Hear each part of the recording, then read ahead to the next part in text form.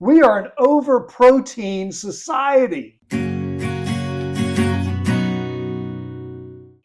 What do you mean we're over protein? How many foods do you see these days that said added protein, with protein, or just the name of the item is protein? Everything has it. You can get your coffee with a protein shot now, I think. You can, and you can. It's called Profi. Really? It is. It's called Profi. And I think there's a counterpoint to this. So tell me why you think we're over protein. So look, there's a need for protein in some diets. Yes. Like if you're a vegetarian or vegan, Mm-hmm. you're going to seek out protein. That's for certain. But everyone else, we get plenty of protein. We get plenty of protein in just about everything we eat. And here's the thing about protein. You can have too much of it. Yeah. Oh, yeah. In fact, if you eat too much protein, guess what it does? It turns it into carbohydrates. Your body turns into carbohydrates. Right. And if you're not burning the carbohydrates, it turns it right into fat. So if you get it's like everything we do. Too much of something is harmful. Yeah. So I think it also can be harmful. I'm glad to see you talking some science instead of just me this time. So I'll get notes back on my science. Yeah. I think you can have too much protein too because it also can be bad on your kidneys, I think. If I remember correctly from my biochemistry. Yeah.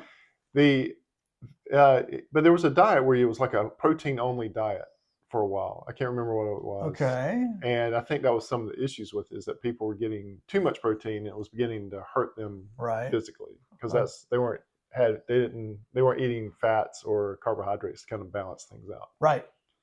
Yeah. So one of the things the reason I've learned about this is that myself, I've started the keto diet.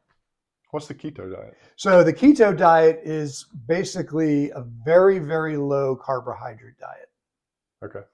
And what it's doing, it's changing the idea is you change your metabolism. Most of our metabolisms are wired to burn carbs first and then fats later. Okay. All right.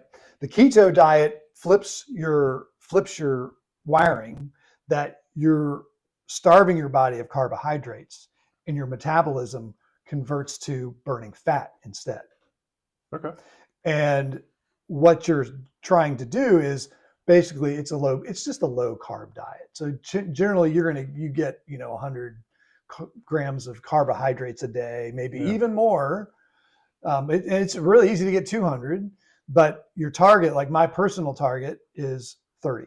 And this was set for me by kind of a keto diet system. Did you get an app or something? I did. Mm-hmm. Okay. And based on my activity and body weight, not only does it give you the carb target, it also gives you the protein target.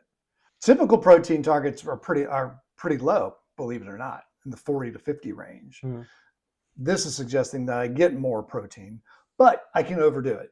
And so based on my activity and body weight, it's about 105, 110. If I get too much protein, then it starts taking that protein, it converts it to carbs, and it reverses my fat burning. And the fat burning process is called ketosis. So how are you monitoring this? So one of the way you can do it is you definitely just do a finger prick. Every day? Every day. Wow. Just like as if you had diabetes and you're monitoring your glucose, you can monitor your ketones in your blood. So you're doing this every day? Every day. About when I get home from work, I check it to see. And what it does is it gives you a gauge on how well you're doing on your, are you eating too much carbs, which you can look at you look at your food diary, how your carbs are doing, and it gives you an idea how things are going. The other thing I do is I keep a food diary. I have an app, it's called Chronometer. And it's a really good app. I mean, so it's all this part of the same diet app? Okay. Yeah. All right. So it's all part of the same thing. It's all part of the same diet app, right? Well, the food monitoring is different. The food diary is different. The monitoring app is separate, but they're all linked together. And in the dieting app, it's called Virta, VIRTA. You can get a coach, and there's a doctor assigned to you, and this is a paid program, and it's actually paid by my work. Really? Yeah, you could do it as an individual, but my work offers this as a benefit. Right. And so I signed up for it, and I had a phone call with the coach. They send you the meter. They send you a connected scale. They give you a free subscription to the food diary app. I mean, they're going all out. And it's just a little. It's just like a. I don't know if I've ever seen a ketone meter before. Yeah. But yeah. I mean, it's exactly like the glucose meter. Okay. There's a little strip you put in there. Will it monitor your glucose? It will. Mm-hmm. Okay. In fact, I check it once. Since I don't have a glucose issue, right. I just monitor that one. I check it once a week, every fasting Saturday morning. What got you started on this? Really is to come off my medications. There's Gotcha. 2 medications I'm on. I'm on a cholesterol medication. Okay. And I'm on a high blood pressure medication. Oh, really? And I want to at least get off the cholesterol medication because you know what it's doing to me? What's that? This particular cholesterol medication is thinning out my hair. It is. It's not the worst thing to happen to you, Peter. It is thinning out my hair. And when I say it thinning, it's literally the strands are thinner. Well, based on my experience, just let it go, man. You really are not a fan of hair anymore. Not anymore, no. And I had a lot of hair in the day, and now, this is much simpler. But I can understand wanting to hang on to it. But you do have the facial hair. I did grow the facial hair back. Right. I can understand wanting to hang on to it. I have facial hair too. I've been growing this for about 3 months. Yeah, I can understand wanting to go on to it. If you're a listener, I have no facial hair. When you turned 50, we're both over 50. Yeah. All this becomes a little more complicated. I think diet becomes more complicated. Growing up, I could eat whatever I wanted. Right, I'm assuming you were probably the same way. It didn't tend to affect me, but probably once you turn 40, 50, more probably in the 40s. Yeah. Yeah, things start to the way your body handles food and all this stuff, and you have to start paying. Like I never thought I would pay attention to this sort of things, but now I pay attention to it. That's right. And I did a food diary for years. Yeah. Online on an app. Sure. And it's interesting to look at if you're really diligent about recording your food, what you eat during a day. Exactly. Yeah. Because I eat unconsciously. Right. And then if you put it in, you see how things add up. Yeah. Really quick. Yeah. So I was very diligent about it. I'm like, man, I'm just eating out of habit.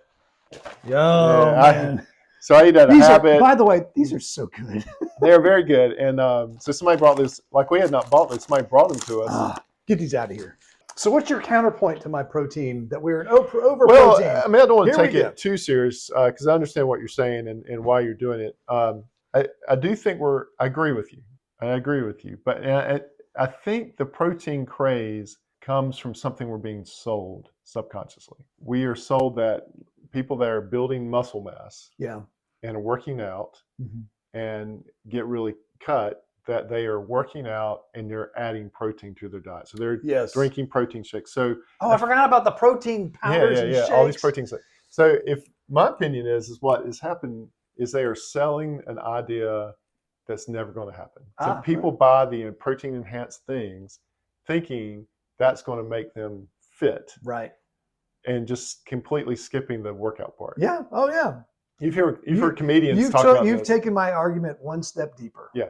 You've heard comedians talk about this, like, oh, I'm drinking chocolate milk for recovery, but I didn't do the thing that I need to recover from. I'm just drinking chocolate milk, right? Yeah, so I think they have tapped into something in the American psyche that says the equation is working out, protein equals muscle. Right.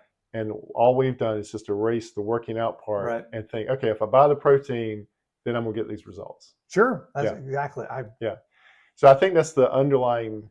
And that's actually psyche. And it's actually damaging us. Yes. Now, the thing I think all this thing helps is if you've got somebody that doesn't eat a lot. Right. And again, I don't want to take this too seriously, but there's conditions or whatever that doesn't eat enough. And so if you're trying to get like calories into a person, now there's like the golden age for that. Right. Because if you got a kid that doesn't eat a lot in the morning, you can put a protein packed waffle in front of them. Yeah, that's right. Now that's awesome. That's like a game changer for you. Or anytime you can sneak a little protein into their diet because they're not eating a lot, or even an adult, maybe somebody that's older that's not eating a lot, you can kind of slide that protein in there. Yeah, that's the golden age for that. Right. But for the rest of us, we don't. It's just extra calories that we don't need, probably. Yeah. So that was my little more serious take on this. I think for some people it's made life easier, like for the parents that are trying to encourage eating in a kid. But for the rest of us, we don't need it. Protein, We saw protein enhanced mashed potatoes. Yep. Instant mashed potatoes. Yeah. Yeah, because there was a thing that was popular for a while is like, moms like sneaking vegetables into their kids, like smoothies and all this kind of stuff. Yeah, this is the same sort of thing. It's a marketing ploy that's tapping into a false narrative. this is what we're gonna see real soon. Hmm. We're gonna see sweetened, sugary cereal. It's protein. That has added protein. Yeah. A protein powder that you can mix in a drink. Hmm. And it's going to include a straw and an LED flashlight. Oh, right. And Cecil's head will explode. Right.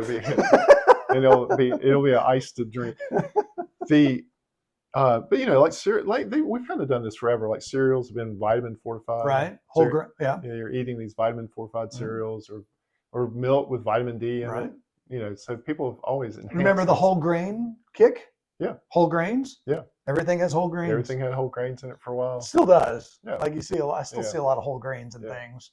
Yeah, this protein thing will go away eventually. But right now it's the hype of it. Right now it's in your crackers.